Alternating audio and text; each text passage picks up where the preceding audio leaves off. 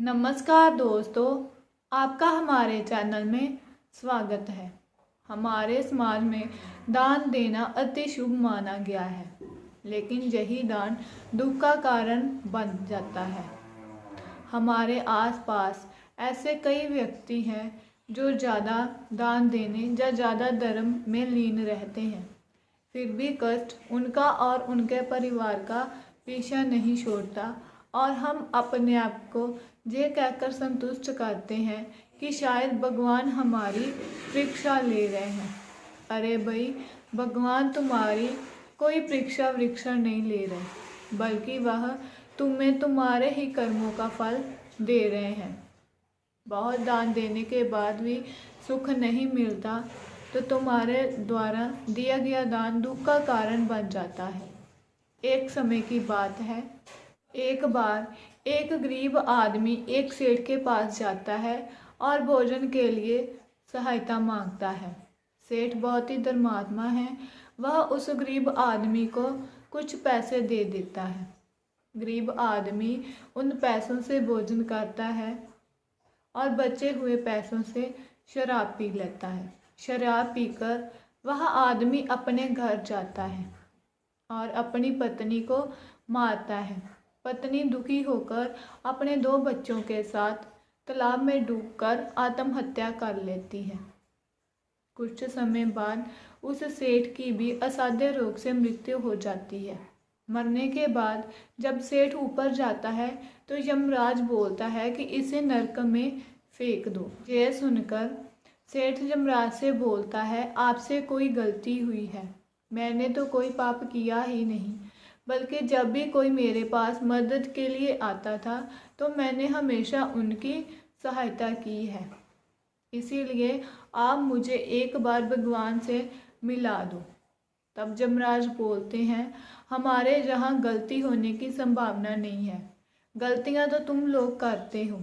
बहुत कहने पर सेठ को भगवान के समक्ष पेश किया गया। भगवान के सामने जाकर सेठ बोलता है, प्रभु मैंने तो कोई पाप किया नहीं, फिर मुझे नरक में क्यों ले जाया जा रहा है। तब भगवान उसे उस गरीब आदमी को पैसे देने वाली बात बताते हैं और कहते हैं कि उसकी पत्नी और 2 बच्चों की हत्या का कारण तुम ही हो। अगर तुम उसे पैसे नहीं देते तो वो शराब पीकर अपनी पत्नी को दुख नहीं देता और उसकी पत्नी दुखी होकर आत्महत्या नहीं करती। सेठ बोलता है, प्रभु मैंने तो एक गरीब आदमी की मदद ही की है और शास्त्रों में भी दान देने के बारे में लिखा है। तब भगवान ने कहा, दान देने से पहले तुम्हें पात्र की योग्यता तो परखनी चाहिए कि उसे दान देना चाहिए या नहीं, या उसे किस प्रकार के दान की ज़रूरत है। तुमने उस व्यक्ति को पैसे देकर ही क्यों मदद की, बल्कि तुम उसे भोजन भी तो करा सकते थे। और रही बात उसकी दरिद्रता की, तो उसे देना होता तो मैं ही दे देता। वह जिस योग्य था मैंने उसे उतना दिया। जब मैंने ही उसकी अयोग्यता के कारण उसे सब कुछ नहीं दिया तो फिर तुम्हें उसे दान देने की क्या ज़रूरत थी।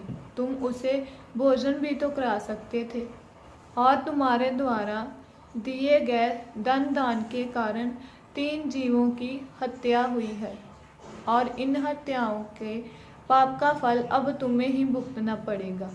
सो कहने का अर्थ ये है कि दान देना कोई बुरी बात नहीं है, लेकिन दान देने से पहले ये परख लेना चाहिए कि आपके द्वारा दिए गए दान का उपयोग किसी पाप कर्म में तो नहीं हो रहा।